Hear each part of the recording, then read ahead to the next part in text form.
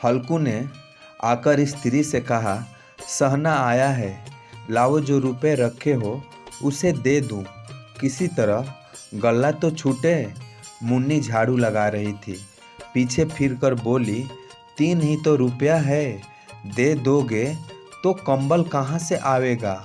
माघ पूस की रात जाड़ में कैसे कटेगी, उसे कह दो फसल पर दे देंगे, अभी नहीं है।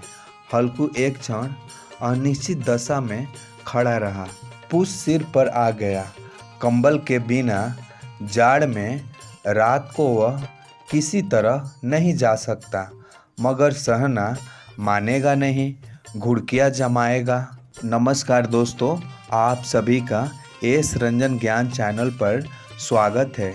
दोस्तों, अगर आप लोग हमारे चैनल पे नए हैं और अपने मम्मी पापा से प्यार करते होंगे तो प्लीज़ दोस्तों आप हमारे चैनल को सब्सक्राइब कर लीजिए, वीडियो को लाइक कर दीजिए, क्योंकि चैनल सब्सक्राइब पर कोई पैसा नहीं लगता दोस्तों। तो प्लीज़ आप लोग इस गरीब क्रिएटर को सपोर्ट कीजिए। आप लोग मुंशी प्रेमचंद जी की कहानी से कुछ सीखना चाहते हैं तो इस वीडियो को लास्ट तक ज़रूर देखें। तो आपका ज़्यादा समय ना लेते हुए चलिए कहानी की शुरुआत करते हैं। घुड़कियाँ जमावेगा, गालियाँ देगा, बला से जाड़े में मरेंगे, बला तो सिर से टल जाएगी। यह सोचता हुआ वह अपना भारी भरकम ढील लिए हुए, जो उनके नाम को झूठ सिद्ध करता था, स्त्री के समीप आ गया और खुशामद करके बोला, ला दे दे, गला तो छूटे, कंबल के लिए कोई दूसरा उपाय सोचूंगा।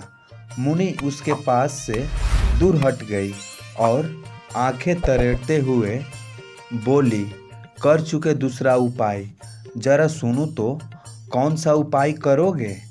कोई खैरात दे देगा कंबल, न जाने कितनी बाकी है जो किसी तरह चुकती ही नहीं।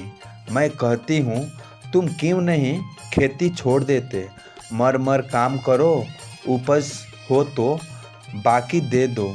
चलो छूटी हुई बाकी चुकाने के लिए ही तो हमारा जन्म हुआ है। पेट के लिए मजदूरी करो, ऐसी खेती से बाज आए, मैं रुपए न दूंगी न। हल्कू उदास होकर बोला, तो क्या गाली खाऊं। मुनि ने तड़प कर कहा, गाली क्यों देगा, क्या उसका राज है। मगर यह कहने के साथ ही उसकी तनी हुई भौवें ढीली पड़ गई। हल्कू के उस वाक्य में जो कठोर सत्य था वह मानो एक भीषण जंतु की भांति उसे घूर रहा था। उसने जाकर बक्से से रुपए निकालकर हल्कू के हाथ पर रख दिए, फिर बोली, तुम छोड़ दो अब की से खेती, मजदूरी में सुख से एक रोटी तो खाने को मिलेगी, किसी की धौंस तो न रहेगी। अच्छी खेती है, मजदूरी करके लाओ, वह भी उसी में झोंक दो, उस पर धौंस।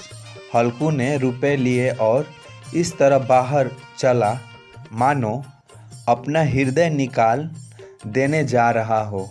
उसने मजदूरी से एक एक पैसा काट कर 3 रुपए कंबल के लिए जमा किए थे। वह आज निकले जा रहे थे। एक एक पग के साथ उसका मस्तक अपनी दीनता के भार से दबा जा रहा था।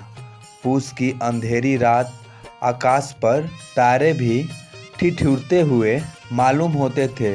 हल्कू अपने खेत के किनारे ऊख के पत्तों की एक छतरी के नीचे बांस के खटोले पर अपनी पुरानी गड़े की चादर ओढ़ पड़ा कांप रहा था। खाट के नीचे उसका संगी कुत्ता जबरा पेट में मुंह डाले सर्दी से कू कू कर रहा था। 2 में से एक को भी नींद न आती थी। हल्कू ने घुटनियों की गर्दन में चिपकाते हुए कहा, क्यों जबरा, जाड़ लगता है, कहता तो था घर में पुआल पर लेटा रह। तो यहाँ क्या लेने आए थे, अब खाओ ठंड, मैं क्या करूँ। जानते थे मैं यहाँ हलवा पूरी खाने आ रहा हूँ। दौड़े दौड़े आगे आगे चले आए। अब रो नानी के नाम को। जबरा ने पड़े पड़े दुम हिलाई और अपनी कूकू को दीर्घ बनाता हुआ एक बार जम्हाई लेकर चुप हो गया। उसकी बुद्धि ने शायद ताड़ लिया। स्वामी को मेरी कूकू से नींद नहीं आ रही है। हल्कू ने हाथ निकाल कर जबरा की ठंडी ठंडी पीठ सहलाते हुए कहा, कल से मत आना मेरे साथ, नहीं तो ठंडे हो जाओगे। यह राण पछुआ न जाने कहाँ से बर्फ लिए आ रही है। उठूँ फिर एक चिलम भरूँ, किसी तरह रात तो काटे। 8 चिलम तो पी चुका। यह खेती का मज़ा है। और एक एक भगवान ऐसे पड़े हैं जिनके पास जड़ा जाए तो गर्मी से घबरा कर भागे। मोटे मोटे गद्दे, लिहाफ, कंबल। मजाल है जाड़े का गुजर हो जाए। तकदीर की खूबी, मजदूरी हम करें, मज़ा दूसरे लूटे। हल्कू उठा, गड्ढे में से जरा सी आग निकालकर चिलम भरी। जबरा भी उठ बैठा। हल्कू ने चिलम पीते हुए कहा, पिएगा चिलम? जाड़ तो क्या जाता है, जरा मन बदल जाता है। जबरा ने उसके मुंह की ओर प्रेम से छलकती हुई आंखों से देखा। हल्कू, आज और जड़ा खा ले, कल से यहाँ पुआल बिछा दूंगा, उसी में घुस कर बैठना, तब जाड़ा न लगेगा। जबरा ने अपने पंजे उसकी घुटनों पर रख दिया और उसके मुंह के पास अपना मुंह ले गया। हल्कू को उसकी गर्म सांस लगी। चिलम पीकर हल्कू फिर लेटा और निश्चय करके लेटा कि चाहे कुछ हो अब की सो जाऊंगा। पर एक ही क्षण में उसके हृदय में कंपन होने लगी।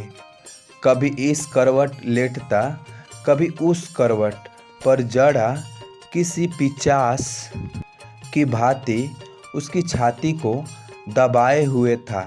जब किसी तरह न रहा गया तो उसने जबरा को धीरे से उठाया और उसका सिर को थपथपाकर उसे अपनी गोद में सुला लिया। कुत्ते की देह से जाने कैसी दुर्गंध आ रही थी, पर वह उसे अपनी गोद में चिपटाए हुए ऐसे सुख का अनुभव कर रहा था जो इधर महीनों से उसे न मिला था। जबरा शायद यह समझ रहा था कि स्वर्ग यहीं है और हल्कू की पवित्र आत्मा में तो उस कुत्ते के प्रति घृणा की गंध तक न थी। अपने किसी अभिन्न मित्र या भाई को भी वह इतनी ही तत्परता से गले लगाता। वह अपनी दीनता से आहत न था जिसने आज उसे इस दशा को पहुंचा दिया। नहीं, इस अनोखी मैत्री ने जैसे उसकी आत्मा के सब द्वार खोल दिए थे और उसका एक एक अणु प्रकाश में चमक रहा था। जबरा ने किसी जानवर की आहट पाई। इस विशेष आत्मीयता ने उसमें एक नई स्फूर्ति पैदा कर दी थी जो हवा के ठंडे झोंकों को तुच्छ समझती थी। वह झटपट उठ और छपरी से बाहर आकर भौंकने लगा। हल्कू ने उसे कई बार चुमकार कर बुलाया पर वह उसके पास न आया। हार में चारों तरफ दौड़ दौड़ भूखता रहा। एक क्षण के लिए आ भी जाता तो तुरंत ही फिर दौड़ता। कर्तव्य उसके हृदय में अरमान की भांति ही उछल रहा था। 1 घंटा और गुजर गया। रात ने शीत को हवा से धधकाना शुरू किया। हल्कू उठ बैठा और दोनों घुटनों को छाती से मिलाकर सिर को उसमें छिपा लिया। फिर भी ठंड कम न हुई। ऐसा जान पड़ता था सारा रक्त जम गया है, धमनियों में रक्त की जगह हिम बह रहा है। उसने झुककर आकाश की ओर देखा। अभी कितनी रात बाकी है? सप्तर्षि अभी आकाश में आधे भी नहीं चढ़े। ऊपर आ जाएंगे तब कहीं सवेरा होगा। अभी पहर से ऊपर रात है। हल्कू के खेत से जाएंगे तब कहीं सवेरा होगा। अभी पहर से ऊपर रात है। हल्कू के खेत से कुछ ही दूर पर आमों का एक बगीचा था। पतझड़ शुरू हो गई थी। बाग में पत्तियों को ढेर लगा हुआ था। हल्कू ने सोचा चलकर पत्तियां बटोरूं और उन्हें जलाकर खूब तापूं। रात को कोई मुझे पत्तियां बटोरते देखे तो समझे कोई भूत है। कौन जाने कोई जानवर ही छिपा बैठा हो। मगर अब तो बैठे नहीं रहा जाता।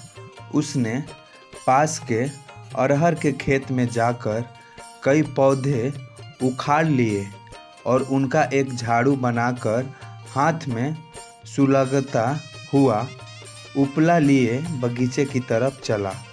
जबरा ने उसे आते देखा तो पास आया और दुम हिलाने लगा।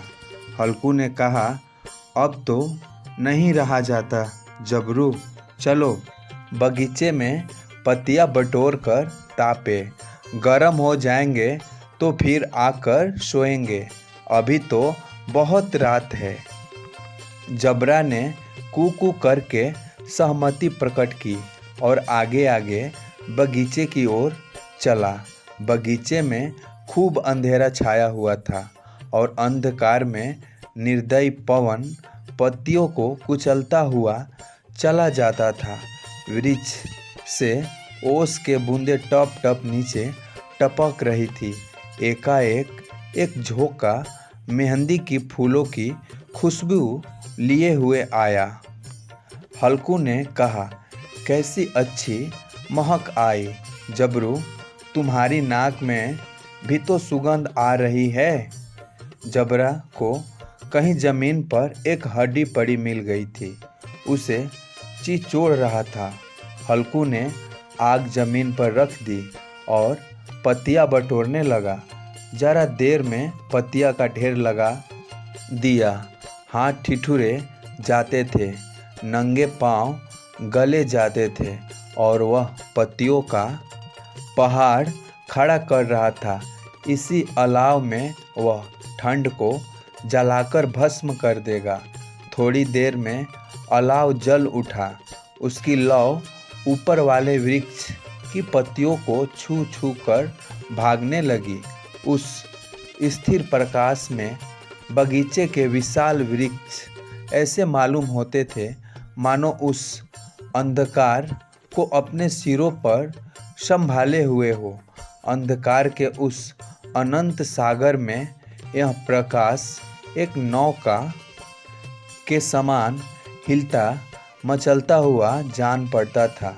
हल्कू अलाव के सामने बैठा आग ताप रहा था। एक क्षण में उसने दोहर उतार कर बगल में दबा ली। दोनों पांव फैला दिए मानो ठंड को ललकार रहा हो। तेरे जी में जो आए सो कर। ठंड की असीम शक्ति पर विजय पाकर वह विजय गर्व को हृदय में छिपा न सकता था। उसने जबरा से कहा, क्यों जबर, अब ठंड नहीं लग रही है ना? जबर ने कू करके मानो कहा, अब क्या ठंड लगती ही रहेगी। पहले से यह उपाय न सूझा। नहीं, इतनी ठंड क्यों खाते? जबर ने पूंछ हिलाई। अच्छा आओ इस अलाव को कूदकर पार करें, देखें कौन निकल जाता है। अगर जल गए बच्चा तो मैं दावा न करूँगा। जब्बर ने उस अग्नि राशि की ओर कातर नेत्रों से देखा। मुन्नी से कल न कह देना, नहीं तो लड़ाई करेगी। यह कहता हुआ वह उछला और उस अलाव के ऊपर से साफ निकल गया। पैरों में जरा लपट लगी, पर वह कोई बात न थी। जबरा आग के गिर्द घूमकर उसके पास आ खड़ा हुआ। हल्कू ने कहा, चलो चलो, यह सही नहीं है, ऊपर से कूदकर आओ। वह फिर कूदा और अलाव के इस पार आ गया। पत्तियां जल चुकी थी। बगीचे में फिर अंधेरा छा गया था। राख के नीचे कुछ कुछ आग बाकी थी, जो हवा का झोंका आ जाने पर जरा जाग उठती थी, पर एक क्षण में फिर आंखें बंद कर लेती थी। हल्कू ने फिर चादर ओढ़ ली और गर्म राख के पास बैठा हुआ एक गीत गुनगुनाने लगा। उसके बदन में गर्मी आ गई थी, पर ज्यों-ज्यों शीत बढ़ती जाती थी, उसे आलस्य दबाए लेता था। जबरा जोर से भूख कर खेत की ओर भागा। हल्कू को ऐसा मालूम हुआ कि जानवरों का एक झुंड खेत में आया है। शायद नीलगायों का झुंड था। उनके कूदने दौड़ने की आवाज़ें साफ कान में आ रही थी। फिर ऐसा मालूम हुआ कि खेत में चर रही है। उनके चबाने की आवाज़ चर चर सुनाई देने लगी। उसने दिल में कहा, नहीं, जबरा के होते कोई जानवर खेत में नहीं आ सकता। नोच ही डाले। मुझे भ्रम हो रहा है। कहाँ, अब तो कुछ नहीं सुनाई देता। मुझे भी कैसा धोखा हुआ। उसने जोर से आवाज़ लगाई, जबरा, जबरा। जबरा भूखता रहा। उसके पास न आया। फिर खेत के चरे जाने की आहट मिली। अब वह अपने को धोखा न दे सका। उसे अपनी जगह से हिलना जहर लग रहा था। कैसा दंदाया हुआ था। इस जाड़े पाले में खेत में जाना, जानवरों के पीछे दौड़ना असहाय जान पड़ा। वह अपनी जगह से न हिला। उसने जोर से आवाज़ लगाई, लीहो लीहो लीहो। जबरा फिर भूख उठा। जानवर खेत चर रहे थे। फसल तैयार है। कैसी अच्छी खेती थी, पर ये दुष्ट जानवर उसका सर्वनाश किए डालते हैं। हल्कू पक्का इरादा करके उठा और 2-3 कदम चला, पर एकाएक हवा का ऐसा ठंडा चुभने वाला बिच्छू के डंक सा झोंका लगा कि वह फिर बुझते हुए अलवा के पास आ बैठा और राख को कुदेर कर अपनी ठंडी देह को गरमाने लगा। जबरा अपना गला फाड़ डालता था। नीलगाय खेत का सफाया किए डालती थी और हल्कू गर्म राख के पास शांत बैठा हुआ था। ठंड ने रस्सियों की भांति उसे चारों तरफ से जकड़ रखा था।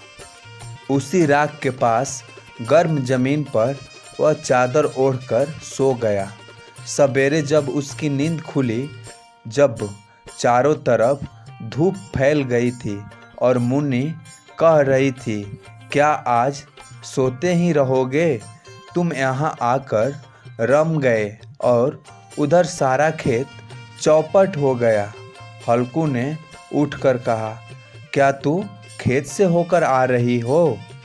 मुन्नी बोली, हाँ, सारे खेत का सत्यानाश हो गया। भला ऐसे भी कोई सोता है? तुम्हारे यहाँ मड़ैया डालने से क्या हुआ? हल्कू ने बहाना किया, मैं मरते मरते बचा। तुझे अपने खेत की पड़ी है। पेट में ऐसा दर्द हुआ कि मैं ही जानता हूँ। दोनों फिर खेत के डांड पर आए। देखा सारा खेत रौंदा पड़ा हुआ है और जबरा मड़ैया के नीचे चित लेटा है, मानो प्राण ही न हो। दोनों खेत की दशा देख रहे थे। मुनि के मुख पर उदासी छाई थी, पर हल्कू प्रसन्न था। मुनि ने चिंतित होकर कहा, अब मजदूरी करके मालगुजारी भरनी पड़ेगी। हल्कू ने प्रसन्न मुख से कहा, रात को ठंड में यहाँ सोना तो नहीं पड़ेगा ना। हेलो दोस्तों, ये कहानी आप लोगों को थोड़ी सी भी अच्छी लगी हो तो प्लीज़ दोस्तों, आप हमारे चैनल पर नए हैं तो चैनल को सब्सक्राइब कर लीजिए, वीडियो को लाइक कर दीजिए और इस कहानी से आप लोगों को क्या सीख मिली हमें कमेंट बॉक्स में ज़रूर बताएं। तो मिलते हैं अगले वीडियो में, तब तक के लिए जय हिंद, वंदे मातरम दोस्तों।